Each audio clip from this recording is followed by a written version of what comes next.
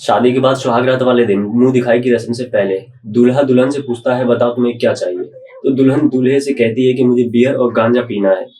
तो दूल्हा इस बात को इतना सीरियसली नहीं लेता क्योंकि वो उस बात को मजाक समझ रहा होता। लेकिन दुल्हन इस बात को लेकर जिद पर अड़ जाती है। तो मानो दूल्हे के पैरों के तले जमीन ही खिसक जाती है। दूल्हा भागकर अपने परिजनों के पास जाता है और कहता है कि किस नशेड़ी लड़की से मेरी शादी करा दी है।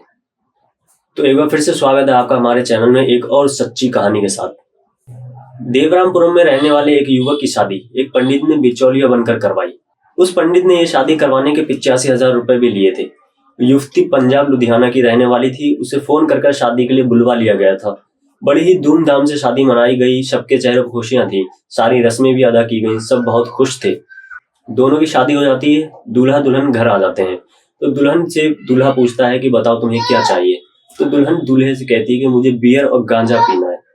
इस बात को लेकर दूल्हा चौंकता नहीं है क्योंकि वो समझता है कि दुल्हन मजाक कर रही है। लेकिन जब दुल्हन जिद पर अड़ जाती है तो मानो दूल्हे के पैरों तले जमीन ही खिसक जाती है। दुल्हन दूल्हे से साफ साफ कह देती है कि तुम्हें हाथ तभी लगाने दूंगी जब तुम बियर और गांजा लेकर आओगे। दूल्हा भागता हुआ अपने परिजनों के पास जाता है और सारी बातें अपने परिजनों को बताता है और कहता है किस नशेड़ी लड़की से मेरी शादी करा दी है। परिजन दूल्हे की बात पर यकीन नहीं करते हैं तो दूल्हा दुल्हन की कही हुई बातों की रिकॉर्डिंग सुनाता है अपने परिजनों को। वो रिकॉर्डिंग सुनने के बाद में मानो कोहराम मच जाता है।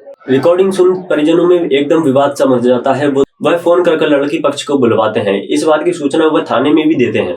दुल्हन पक्ष के आ जाने के बाद दोनों पक्षों में खूब झगड़ा होता है। बातचीत होती है, कहासुनी होती है। बहुत देर तक हंगामा होता रहता है। दोनों पक्ष एक दूसरे पर आरोप लगाते रहते हैं। दूल्हा दुल्हन पक्ष को बियर और गांजा मांगते हुए दुल्हन की ऑडियो भी सुनाता है। लेकिन उस ऑडियो को लेकर दुल्हन के पक्ष वाले कहते हैं कि यह ऑडियो पुरानी है और वह अपने दोस्त से बात कर रही है।